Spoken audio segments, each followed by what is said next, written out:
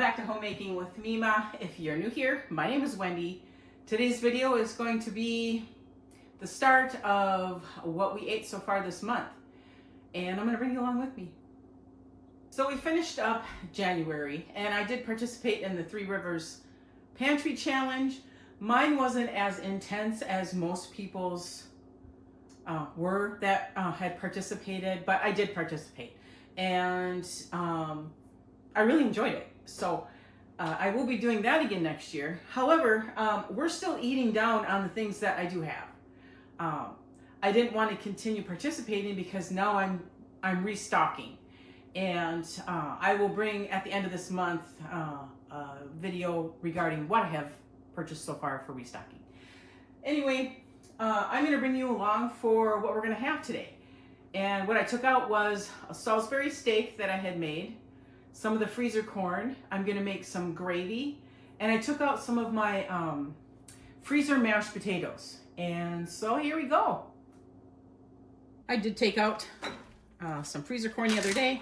It still has some crystals in it, some ice crystals, but it's going to be cooking in the crock pot on low, so it'll heat up real quick. Okay, there's that, one down. Now I'm going to make the gravy. I went down and I got some of my beef broth that needed to be used up. This was from January 2025. I got some gravy packets. I brought up two. I only needed one, and because you only need 2 cups. So I'm going to fill the rest of this with water instead of opening a whole pint of beef broth. See, it wasn't even that much. It wasn't even really a quarter of a cup. All right, I'm just going to make this gravy according to the package directions.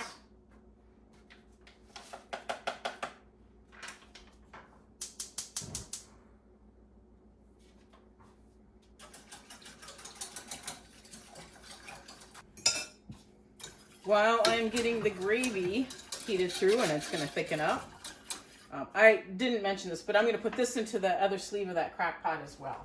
I utilize my crock pots all the time. I mean, if you've got them, use them. This was mashed potatoes, my freezer mashed potatoes that I made back in November. So these have also been sitting in the refrigerator, thawing out some. And then what I do is I finish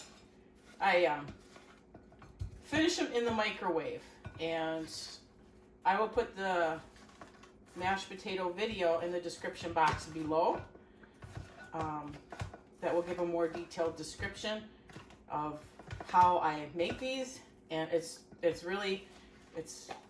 not hard at all. It's just like we're making regular mashed potatoes. It's just that when you microwave them, you just gotta not give up. And have faith, they will thicken up. Believe me, when I first started doing this, I didn't have faith and I threw them away. So I'll put that video in the description box below if you're interested in seeing it. So now I'm going to get this cleaned up. And this I'm going to get into the refrigerator until I'm ready for it.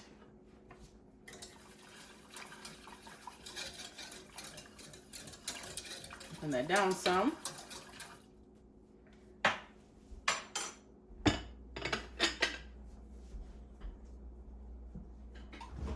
I am mistaken. I am not putting this gravy into the other crock pot sleeve. I'm making Salisbury steak. Salisbury steak, the gravy goes with the meat to help it finish cooking. So that's where this gravy is going to go. That is done. I'm going to set this aside because I'm going to be cooking the Salisbury steak in this. Let me get this all cleaned up first. I took my Salisbury steak out probably 15 minutes ago to help bring it to room temperature. So hopefully it is. Otherwise, oh well, I got to get it done anyway because that's what we're having for dinner. Now I'm going to get the Salisbury steak started. I'm going to get it browned and then get it into the crock pot sleeve. I'm going to heat my pan up first, and then I'm going to use bacon drippings to brown up the Salisbury steak. It's going to give it flavor, and I have it, and so why not use it? All right, I'll bring you back when I get this all ready.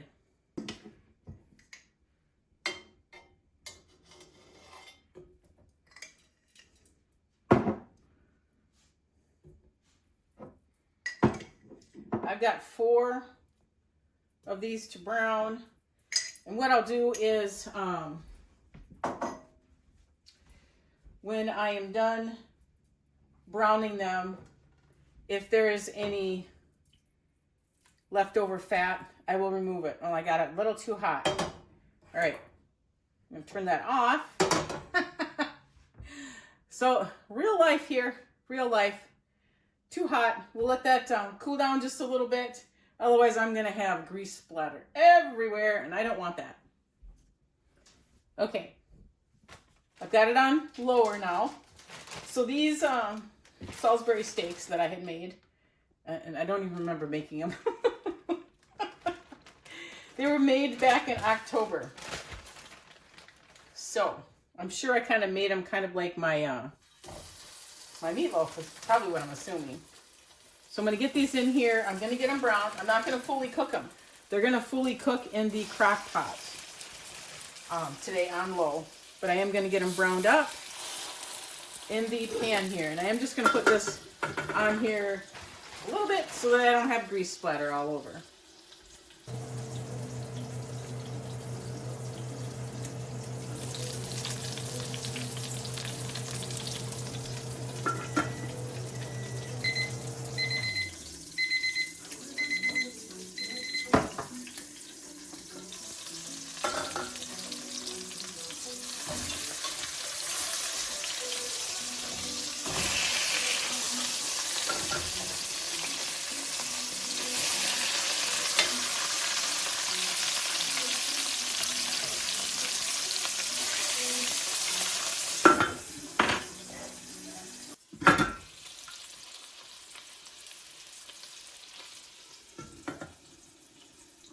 Okay, my brain is just not with it today. I'm not going to put the gravy in here. I'm going to put it into the crock pot. So this just has a few more seconds, like 30 seconds to go, and then I'll pull them out.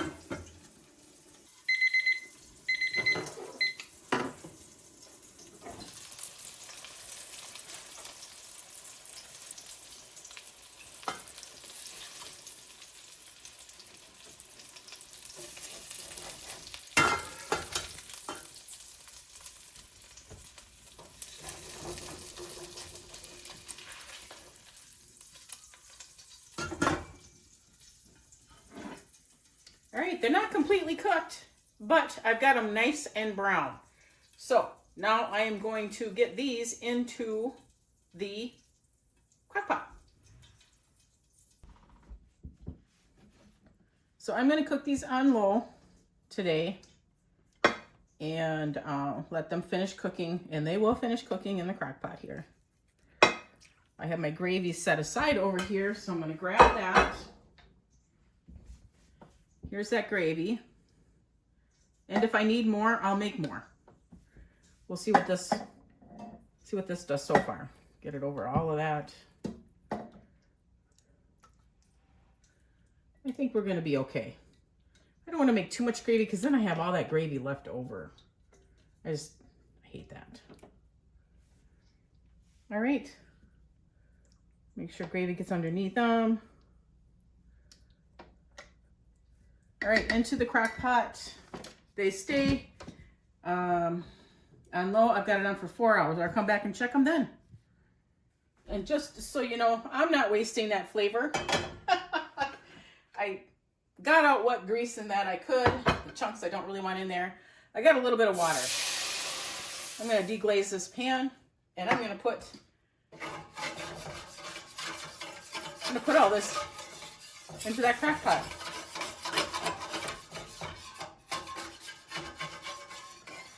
Probably not all of it, probably some of it.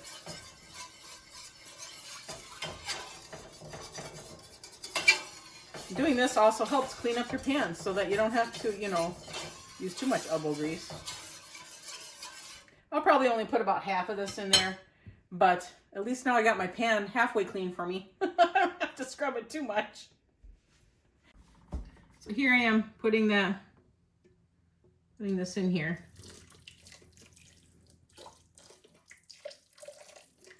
That's enough.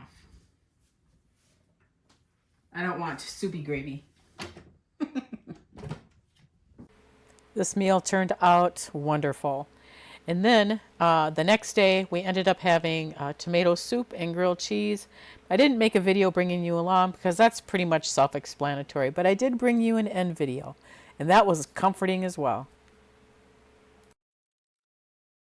This next meal is our last casserole in the upright freezer. And it was a chicken casserole that I had made, I think it was back in October. And we had it with green beans, and I plated it up. I also had made homemade dinner rolls with my homemade bread recipe, and everything was wonderful. For tonight's supper, I took out some pork chops, so we're going to have those. I'm going to get some baked beans into the crock pot.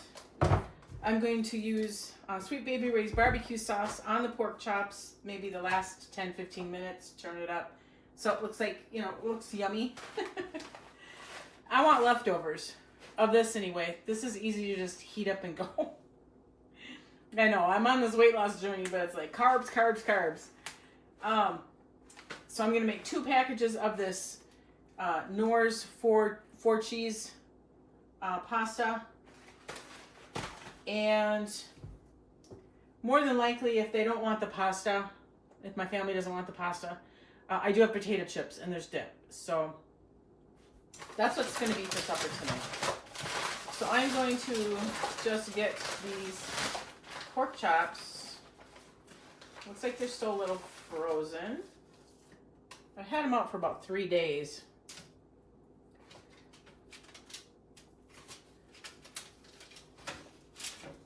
It's always a chore trying to get everything to fit on the pans when they're a little bit bigger. I'm not going to trim the fat off of these. That's the flavor for the pork chops. When it's time to eat, I know I trim mine off. So, all right. I'm going to turn the oven on to 375. And then they're a little bit thicker, so they're probably going to take, I don't know, an hour possibly, and then I'm going to be putting barbecue sauce on them as well. So that is going to be dinner for tonight. I will bring you back when everything looks like it's all coming together. These took over an hour. They took, because I cooked them at 375 and then I turned it down to 350. So it was like an hour and 20-25 minutes. The noodles were really good. They just looked really plain, didn't they? But they had a really good flavor to them. Maybe throw some chopped chives or parsley in with them. Here's the finished plate, and it tasted great. For tonight's supper, I took out the last soup that I had in my freezer. It was homemade chicken noodle soup. I won't be bringing a bowl, an end result for you because it's just the chicken noodle soup. It was the last soup, like I said. I have a beef stew in there, and I'll probably break that out in a couple weeks. But for now, this is gonna feed us tonight, and I got 2 of them. We'll have leftovers as well. All right, friends, that's gonna wrap this video up. We're pretty much still eating items that need to get eaten up, freezer meals. I've taken out, I don't have any more casseroles.